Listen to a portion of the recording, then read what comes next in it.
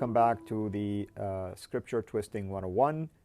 We are going through passages from the Quran to expose basically how they are usually used the wrong way or misinterpreted, or maybe even a spin was put on them to give you a different impression as related to what they mean. And usually our Muslim friends, unfortunately, will use this idea that you don't know Arabic, they know Arabic technically speaking, and therefore they can use it however they want to. Sadly, not all of Muslims, of course, speak Arabic, nor they understand also the Arabic of the Quran. We're here actually trying to help them understand how to read the Quran in its true essence, basically the way it's intended in these passages. So today's verse comes from chapter 5, verse 51 of the Quran. It says, "O you who believe, don't take the Jews and the Christians for friends. They are friends of each other, and whoever amongst you take them for a friend, then surely he is one of them. Surely Allah does not guide the unjust people." Sam, your take on it. Well, I mean, I can tell you how the Muslims take it. They'll say that it's not saying that Muslims can't be friendly or have friendships with Jews and Christians, because they'll tell you that the word means you are not to seek their protection, that you don't take Jews and Christians as your protectors, but you can be friends with them. That's how it's often interpreted, actually distorted. And as David is about to show, that even the standard Muslim translations do not understand that word awliya to mean just protectors, because it means also being friends with them. That's right. Intimate friends. So maybe, David, you want to delve into that a little more deeper, and then we can show that even Omar understood it to mean friendship. Yeah. Right? And the issue is the word awliya. There are lots of people would understand this to mean some kind of, it can be a kind of protector or something like that. Like you think of the government officials as their awliya and so on.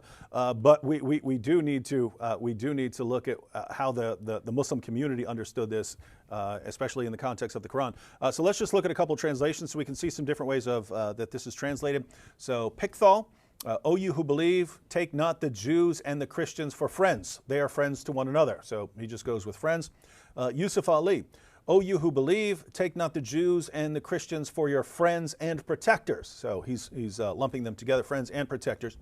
Hilali Khan, "O you who believe, take not the Jews and Christians as awliya." So he keeps awliya, but then in parentheses, friends, protectors, helpers, etc. So it's awliya would encompass all of these different categories. But guess what? Friends would be included.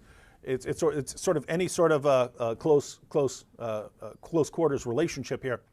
Shakir, "O you who believe, do not take the Jews and the Christians for friends. They are friends of each other." So he goes with friends.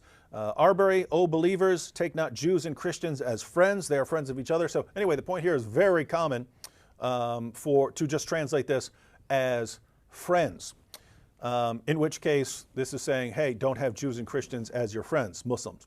The objection, as Sam pointed out, is no, this actually applies to protectors, and that is something that awliya can mean, but awliya can also mean friends. So it does seem to be applying to close relationships. I did want to point out one sort of quick, obvious problem with this for people who want to translate this as protectors. And one of the main problems is found in the Quran itself, which will give you an idea of how it's understood in the Quran.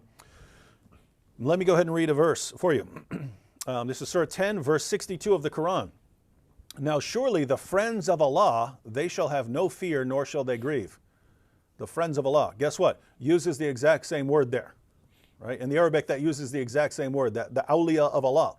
So our Muslim friends want to say, this means protectors. Wait a minute. So Allah has protectors?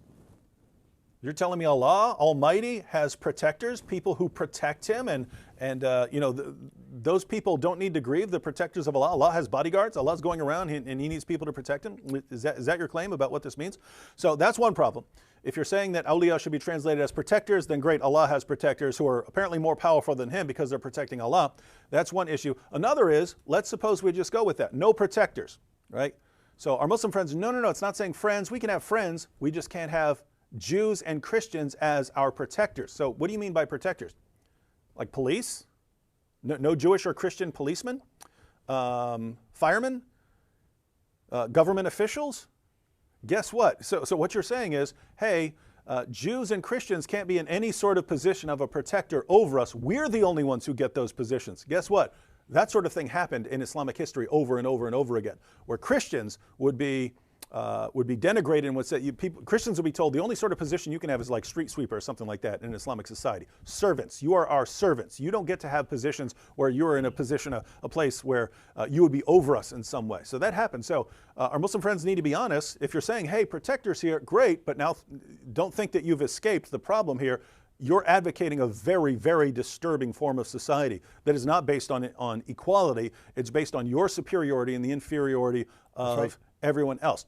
But Sam, yes. So we've looked at a problem with the Quran. We've looked at just going with what Muslims say. We've got a kind of moral problem here and a problem for society. But we do have in the Muslim sources a bit of an indication how this was understood, that it wasn't simply understood as protector, that it was kind of any sort of close relationship. You can't have these people as your close close companions. That's what it's You going have to do. to abandon that. Yeah. But even before that, if they're going to interpret as protectors, then Muhammad is very inconsistent, or he comes up with revelations conveniently after the fact, because early in Islamic history, Muhammad sent a contingent of Muslims to Abyssinia who had a Christian ruler, the Najashi, the Najis, seeking asylum and his protection from persecution. So he appealed to a Christian ruler to protect his followers from the persecution of the pagans at Mecca, even though the persecution was exaggerated and Muhammad was the antagonizer. So even if we go that definition, we find Muhammad being consistent. But that's Surah 5. Exactly. Surah 5 hadn't been revealed yet. And that's so my no point. How inconsistency. convenient that early on, when he is outnumbered and he is Christians, will you protect me? Yes, right. When he's outnumbered. Stage 1 again. He gets to stage 2 and right about stage 3, and now he doesn't need their protection. So even there you see the consistency of Muhammad and how Muhammad comes up with revelations that are convenient and expedient. But let's go with how Omar, the second caliph, understood this very passage. This comes from Ibn Kathir, his exposition of chapter 5, verse 51, and chapter 5, verse 57. So here's how he interprets the passage. The prohibition of taking Jews, Christians, and enemies of Islam as friends. Allah forbids His believing servants from having Jews and Christians as friends because they are the enemies of Islam and its people. May Allah curse them. Now notice, this is a Salafi translation. The Salafis translated the word awliya as friends. They know the Arabic, they know the historical context, and they see that the only appropriate meaning for awliya in this context is friends. Allah then states that they are friends of each other, and He gives a warning threat to those who do this. And if any among you befriends them, then surely he is one of them. Ibn Abi Hatim recorded that Umar ordered Abu Musa al-Ashari to send him on one sheet of balance, the account of balance, what he took in and what he spent. Abu Musa then had a Christian scribe, and he was able to comply with Umar's demand. Umar liked what he saw and exclaimed, "This scribe is proficient. Would you read in the masjid a letter that came to us from Hashem?" Abu Musa said, "He cannot." Umar said, "Is he not pure? Is he not pure?" Abu Musa said, "No, but he's a Christian, so he's najis. He's unclean, he's impure, so he can't read it in the mosque." Abu Musa said, "So Umar admonished me and poked my thigh with his finger, saying, 'Drive him out from Al-Madinah.' He then recited, 'O you who believe, take not the Jews and Christians as friends.'" So here's a man who had a Christian scribe, not a protector, someone working for him. This guy who worked for him. Just worked for him. Yeah. And he said, "Why can't he come to the mosque?" Because Umar didn't know he's a Christian. "Is he impure?" "Yes, he's impure." He said, "Is he pure?" He said, "No."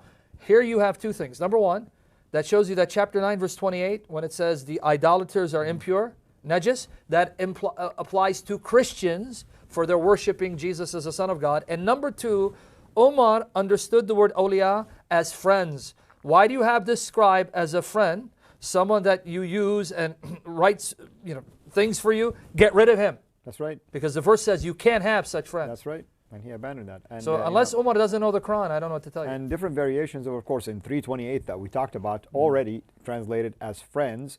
And I like 3.118. 3.118 uses a phrase called bitana, okay?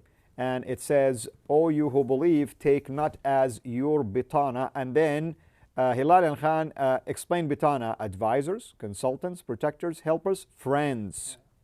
So, Yeah, and so what we can see here is, if you read the Muslim sources, right, it's pretty clear you're just not supposed to have close relationships with Christians. The exception would be if you're a Muslim and you want to marry a Christian wife so that you can then gain control over her. That would be acceptable.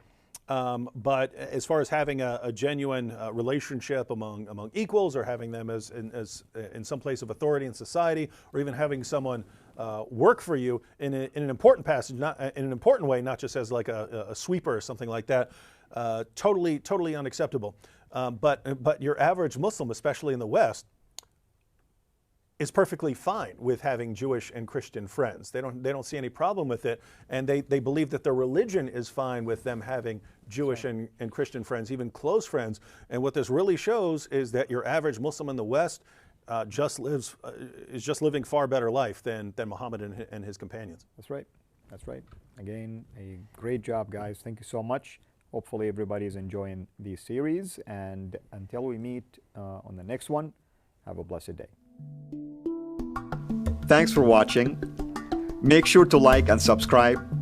Also, hit the bell so that you don't miss future videos.